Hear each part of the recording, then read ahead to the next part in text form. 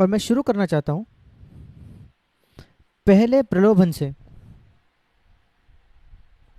जो शैतान ने यीशु मसीह का किया उस जंगल में, वो 40 दिन के प्रलोभन खत्म होने के बाद, और जो यीशु मसीह ने उसको उत्तर दिया, उस विषय में मैं बात करना चाहता हूं। और यीशु मसीह के सेवकाई की ये पहले शब्द है, इसे इसी प्रकार याद रखें। पहले शब्द उसकी सेवा के बाद जो बाइबल में लिखे गए हैं, उसके बपतिस्मा के बाद, मत्ती रचित सुसमाचार उसका 4 अध्याय और 4 वचन, कभी इसे ना भूले। मनुष्य केवल रोटी ही से नहीं, या सिर्फ खाना से या भोजन से नहीं, परंतु हर एक वचन से जो परमेश्वर के मुख से निकलता है जीवित रहेगा। जब हम परमेश्वर के निकट जीते हैं, हम उसकी वाणी सुन सकते हैं और वो अधिक स्पष्ट होते जाएगा जैसे हम उसके साथ चलेंगे।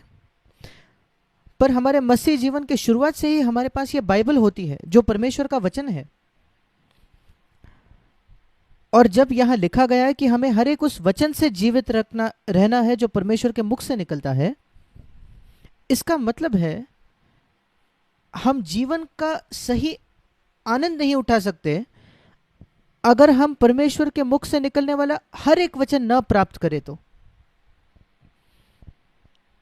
और आप इस बारे में निश्चित हो सकते हैं कि शैतान भी इस बात को जानता है।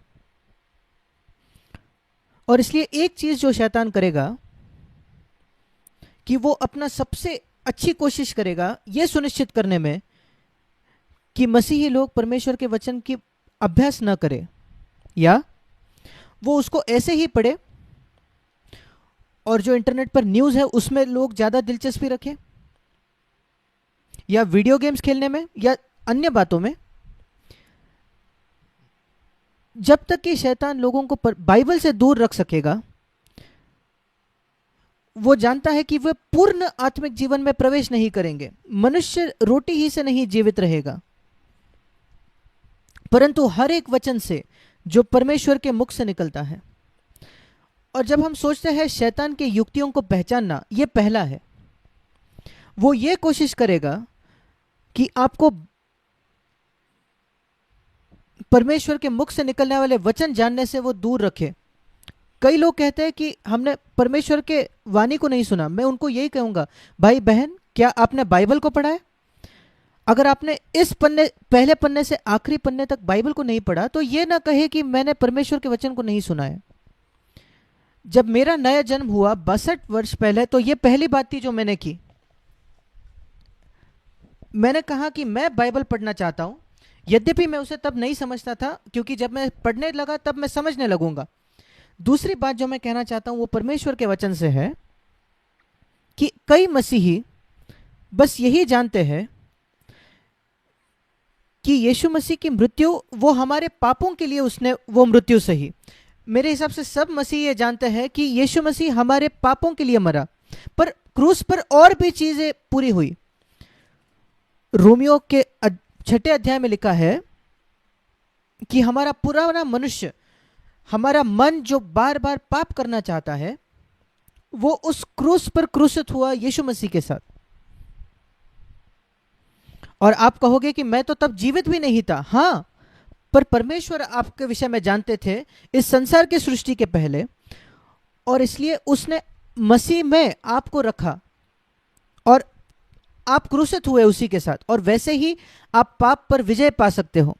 अगर हम यीशु मसीह के मृत्यु को जाने तो सिर्फ हम पाप की माफी पाएंगे, पर जब हम भी उसके साथ क्रूसित हुए तो हम ये पाएंगे कि हम पाप को विजय पाते हैं। जैसे रोमियो 6 में लिखा है कि पाप हम पर प्रभुता न करेगा। अगर यीशु मसीह उस क्रूस पर नहीं पड़ता तो आप क्षमा भी नहीं प्राप्त करते। फिर आप विजय कैसे प्राप्त कर सकते हो अगर आप उस पर विश्वास नहीं रखते जो रोमियो 6 में लिखा गया है कि हमारा पुराना मनुष्य उसके साथ चढ़ाया गया है। और कई लोग तो इस दुनिया में यही कहते हैं कि यीशु मसीह हमारे पाप के लिए मरा, इस पर विश्वास रखना कठिन है, पर आप इस पर विश्वास रखते हैं और इसी से हमारा जीवन बदला। और वैसे ही हम इस पर भी विश्वास रखते हैं कि हमारा पुराना मनुष्यत्व उस क्रूस पर चढ़ाया गया और हम विजय पाते हैं। एक और बात, इब्रानियों की पत्री उसका 2 अध्याय, एक कारण क्यों यीशु मसीह हमारे जैसे देह लेकर आया, क्या आपने इस बात को देखा है? इब्रानियों की पत्री 2 अध्याय, क्योंकि हम जो रक्त मांस के सहभागी है और उसने भी हमारे ही जैसे देह को धारण किया। क्यों हम कहते हैं? क्योंकि वो हमारे पाप के लिए मरे, क्योंकि हमारा पुराना मनुष्यत्व क्रूस पर चढ़ाया गया। पर यहां लिखा गया है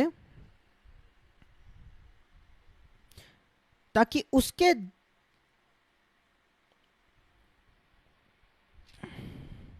मृत्यु के द्वारा उससे मृत्यु पर शक्ति मिली जो शैतान को निकम्मा कर दे। क्या यह दिलचस्प नहीं है कि यीशु मसीह के मृत्यु तक शैतान के पास मृत्यु की सामर्थ्य थी और अय्यूब के बच्चों की हत्या शैतान ने की, पर वो सामर्थ्य उससे निकाल ली गई जब यीशु मसीह उस क्रूस पर मरा।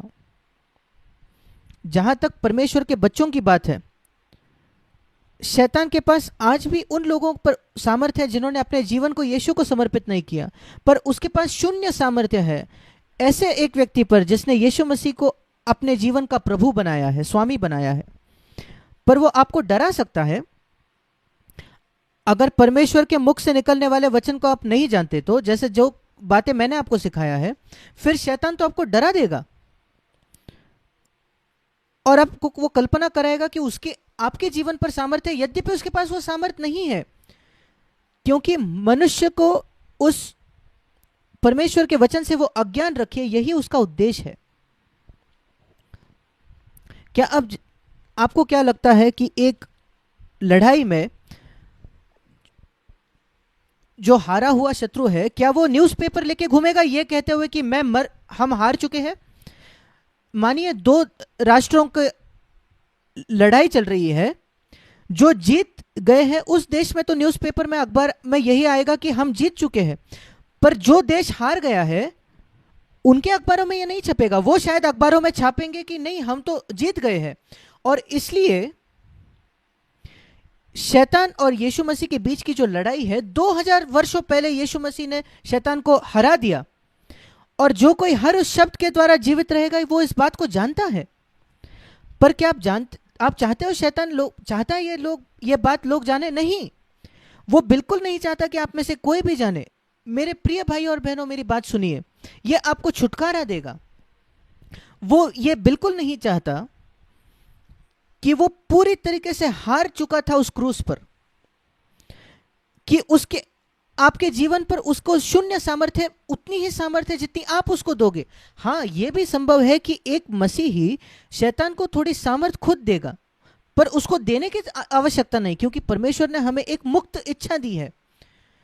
जब आदम और हवा उस एदेन के वाटिका में गए, उनको जाकर उस मना किए हुए फल को खाने की जरूरत नहीं थी, पर उनके पास एक स्वतंत्र इच्छा थी। हम यह सोच सकते हैं कि क्यों परमेश्वर ने उन्हें रोका नहीं वहां जाने से, उस अच्छे बुरे के वृक्ष के पास जाने से। परमेश्वर आसानी से यह कर सकता था अगर परमेश्वर ने आदम को एक रोबोट के जैसे बनाया गया था। आप जानते हो रोबोट क्या है? जिसको पहले से ही प्रोग्राम किया होता है कि उसको क्या करना है। और अगर परमेश्वर ने भी आदम को उस रोबोट जैसे बनाया होता, फिर वो उस फल के पास जाकर उसका प्रोग्राम कहता कि इससे पीछे मुड़ो, और वो पीछे मुड़ जाता, और फिर वो बेटा नहीं बन सकता। आपको घर में रोबोट एक बच्चे के समान पसंद आएगा, या आपको सचमुच एक बच्चा चाहिए? परमेश्वर भी बिल्कुल वैसा ही है, उसे रोबोट नहीं चाहिए। इस ग्रह को देखिए, प्लैनेट्स को देखिए, जिन्होंने लाखों साल से परमेश्वर की आज्ञा मानी है, पर उनमें से कोई भी परमेश्वर के बच्चे नहीं हो सकते। कोई भी ग्रह पाप नहीं कर सकता, क्योंकि उनके पास स्वतंत्र इच्छा ही नहीं है। हमारे जो पेड़ है, पौधे हैं, ये पूरी तरीके से परमेश्वर की आज्ञा मानते हैं।